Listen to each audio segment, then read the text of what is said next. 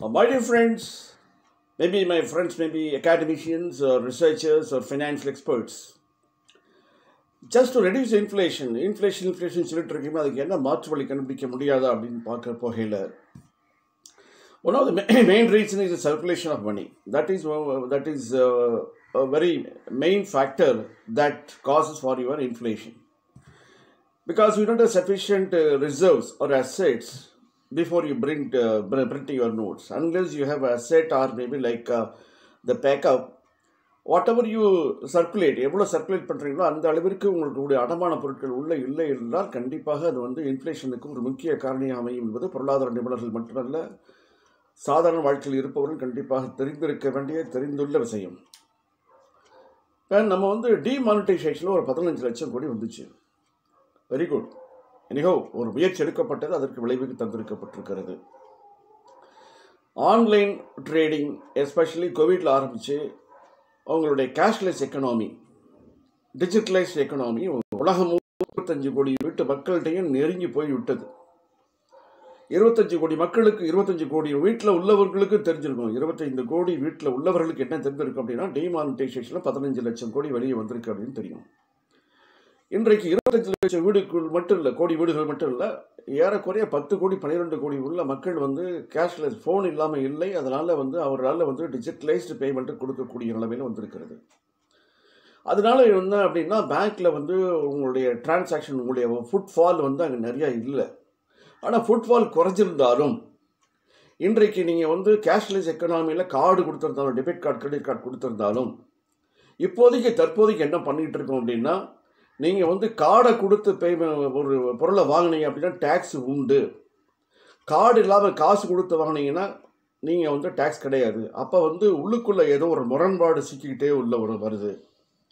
நீங்கள் பேங்க்குக்கு போக வேணான்னு சொல்லியாச்சு, நெட் பேங்கிங் யூஸ் பண்ணுங்கன்னு சொல்லியாச்சு, கார்டை யூஸ் பண்ணியாச்சு, அப்படியே கேஷ்லெஸ் எக்கனாமி கொஞ்சம் கொஞ்சமாக வருது, டிஜிட்டலைஸ் உள்ளே பூந்துட்டுருக்கு. இந்த நேரத்தில் வந்து நீங்கள் இந்த கார்டை யூஸ் பண்ண டேக்ஸ் அப்படின்னு சொல்வதற்கு காரணம் என்ன? அது ஒரு பெரிய புதிராக இருக்கிறது.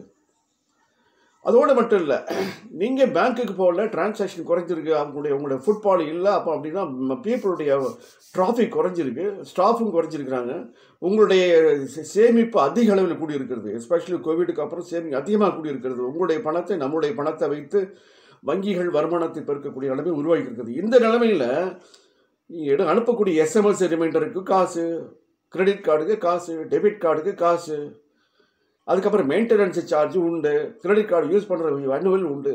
நாங்கள் தான் வருமானத்தை உங்களுக்கு கொடுக்குறோமே, சேமிப்பாக கொடுக்குறோம். எங்களுடைய டிராஃபிக் உங்களுக்கு இல்லாதனால உங்களுடைய ஸ்டாஃப் குறைந்திருக்கிறார்கள். நாங்கள் கேஷ்லெஸ் எக்கனாமிக்கு போயிட்டுருக்கிறோம். இது வந்து ஒரு அடுத்த முரண்பாடு.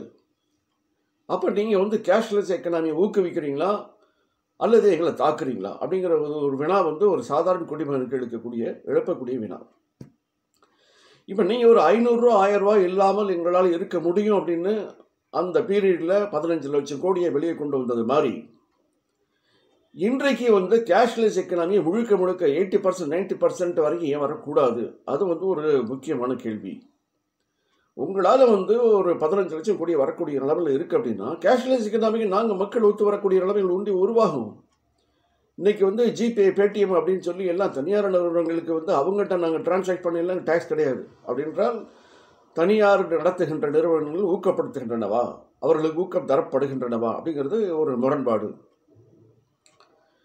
இவைகளெல்லாம் மீறி வந்து நீங்கள் வந்து எதற்காக வந்து இந்த கேஷ்லெஸ் எக்கனாமியை வந்து ஒரு பக்கம் வந்து பண்ணிட்டு இன்னொரு பக்கம் அதிகப்படியான இதை இப்போ ஏறக்குறைய வந்து 74 விழுக்காடு வந்து அதிகப்படியான நோட்டுகளை பிரிண்ட் பண்ணுற அளவுக்கு ஒரு ஏற்பாடு மட்டும் இல்லை, முடிவு நடந்து பிரிண்ட் ஆயிடுச்சு, அந்த படம் வெளியே வந்துட்டு இருக்குது.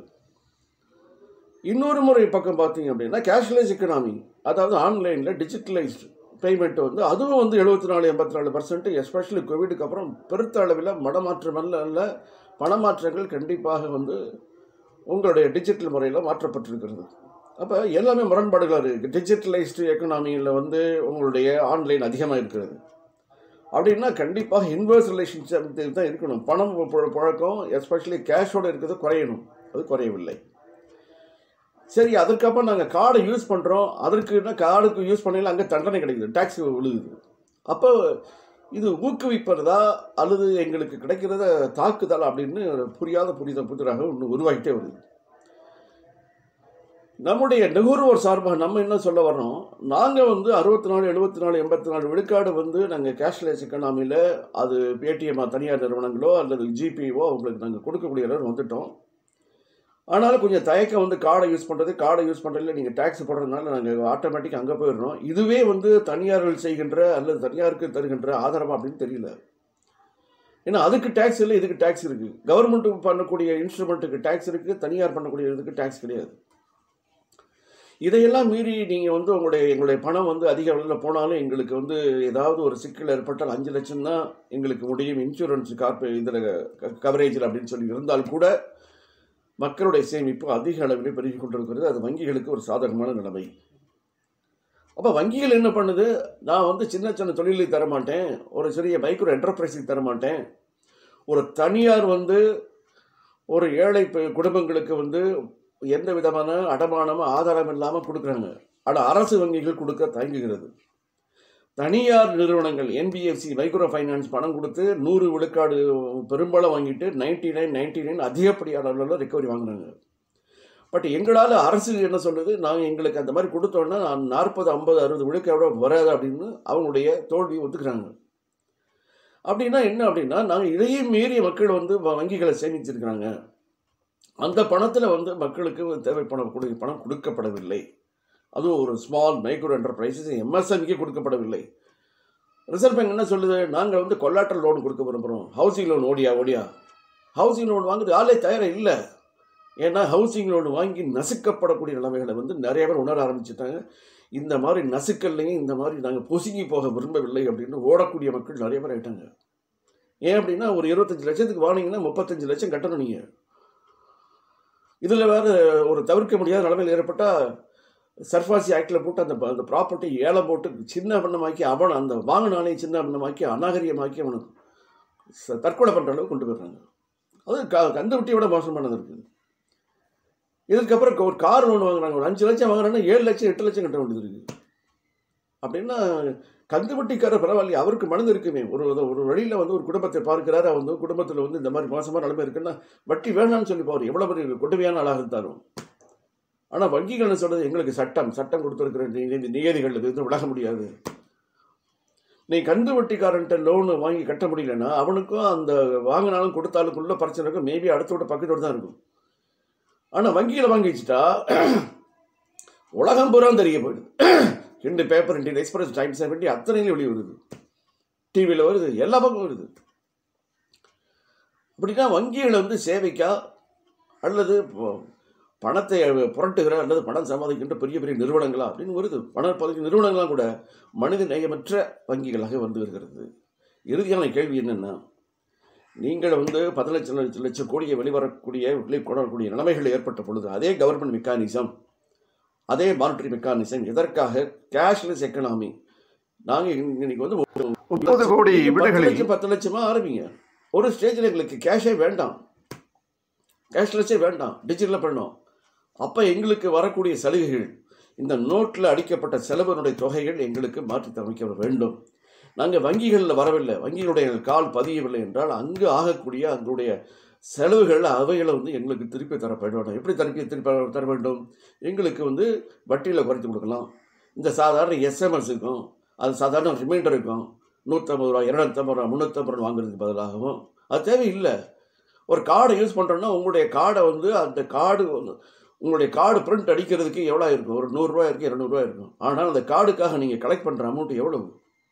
அப்போ நீங்கள் அதுக்கு பரிமாற்றம் பண்ணக்கூடிய செலவு அப்படின்னா உங்களுடைய டிரான்சாக்ஷனுக்கு நாங்கள் வந்து உங்களுடைய தொந்தரவே பண்ணலையே. இட்ஸ் ஆல் டன் இப்போ எலக்ட்ரானிக். எங்களுடைய நெட்டில் எங்களுடைய செலவில் நாங்கள் பண்ணக்கூடிய அந்த நெட்டு கனெக்ஷனில் தான் நாங்கள் செலவு பண்ணுறோம். எங்களுடைய காசு செலவு பண்ணி தான் நாங்கள் பணத்தை ட்ரான்ஸ்ஃபர் பண்ணுறோம், வைக்கிறோம். எங்களுடைய பணத்தை மற்றவர்களுக்கு டிரான்ஸ்ஃபர் பண்ணல, எங்களுடைய பணத்தை மற்றவர்களுக்கு நாங்கள் பேமெண்ட் பர்ச்சேஸ் பண்ணல. எதற்காக எங்களுக்கு சுமைகள் தரப்படுகின்றன? எதற்காக அனாவசியமாக எஸ்எம்எஸ் ஒரு முறை இல்லை, எப்போ பார்த்தாலும் 150 ரூபா 250 ரூபா அனுப்புனாலும் அனுப்பலையும் கண்டிப்பாக உண்டு. நீங்கள் யூஸ் பண்ணுறீங்களா, யூஸ் பண்ணல கார்டு உண்டு. கிரெடிட் கார்டை நீங்கள் வந்து உடம்பு சரியில்லைன்னு சொல்லி 1 வருஷம் யூஸ் பண்ணலன்னா அது ஆட்டோமேட்டிக்காக சார்ஜ் ஆகிடும். அப்போ வந்து வங்கிகள் வந்து பணம் சம்பாதிப்பதற்காக தான் தவிர சேவைக்காக இல்லை என்பது வெட்ட வெளிச்சமாக தெரிகிறது. இதற்கு அப்புறம் வந்து நீங்கள் வந்து இன்றைக்கி எல்லாத்தையும் கொண்டு வந்துடுறீங்க. இன்ஃப்ளேஷன் வர்றதுக்கு இன்ஃப்ளேஷன் இருக்கணும்னு நிறைய பேர் விரும்புகிறாங்க. ஏன்னா அந்த காரணத்தை சொல்லிட்டே நீங்கள் இப்போ பொருட்களை விலையை கூட்ட முடியும். Please, I think the audience will have to apply their mind to know that what is happening before you. Just like that, if you ignore everything, you will be at hell. You will never be reach your heaven. That is the status. Unless you make an attempt to know what is going on and to spell out what is the reality, where you are losing. You are earning money very hardly, and you know the money is splitted enormously without having any valid reason, valid fact. Finally, your head is, you are sitting on the head of inflation, saying that all prices are gone up 7.4%, now 6.9%, 82%, something like that. And one day Reserve Bank is announcing that no more loan for MSME. When there is no loan for MSME, how will you generate employment? How will you provide employment opportunities? How will you produce goods? How the products will be exported to other countries to earn your foreign currency, foreign exchange? All getting paralyzed. So you have to awake what is going on. I don't want to just protest against anything, but you should understand and give your valid suggestions. And there are a large number of researchers. You have to put forward all the research thesis, research concept, research findings, how it could be done. Because they are all about 528 or 234, wherever the assembly, wherever the parliament is. But you are the people to 25,000 crore, 740 crore populations.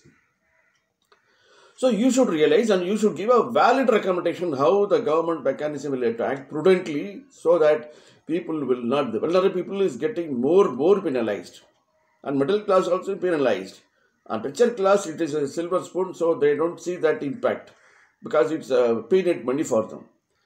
So my dear audience, see that is, you have to evaluate yourself what is going on. Like our internal analysis or internal research or internal things, you should also know that what is before your naked is going on and understand what is the reality and evaluate and bring to the proper kind of recommendations or valid suggestion to the government. When I am going to be reaching cashless economy, why should I be getting penalized?